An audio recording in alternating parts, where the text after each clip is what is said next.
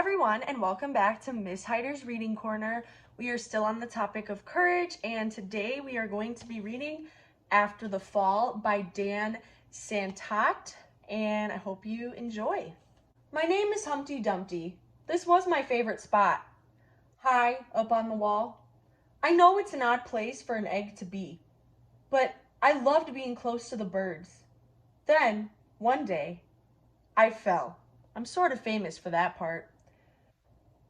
Folks called it the Great Fall, which sounds a little grand. It was just an accident, but it changed my life. Fortunately, all the king's men managed to put me back together again. Well, most of me. There were some parts that couldn't be healed with bandages or glue.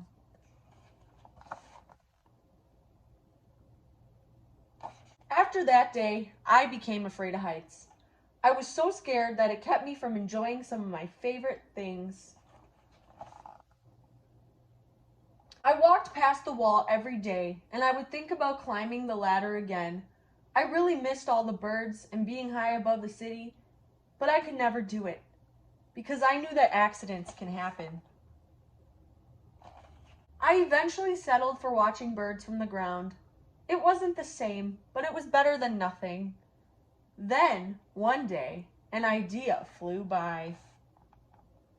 Making planes was harder than I thought. It was easy to get cuts and scratches, but day after day I kept trying and trying until I got it just right. My plane was perfect, and it flew like nothing could stop it. I hadn't felt that happy in a long time.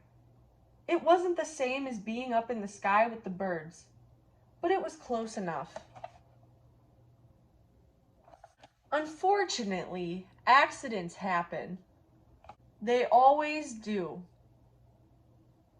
I almost walked away again, but then I thought about all the time I'd spent working on my plane and all the things I'd missed. I decided I was going to climb that wall. But the higher I got, the more nervous I felt. I didn't want to admit it. I was terrified.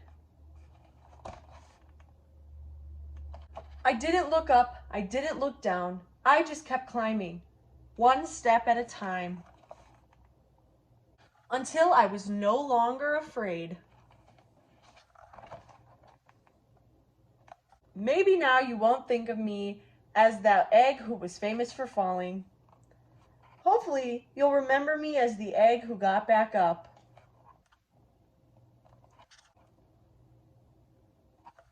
And learned how to fly.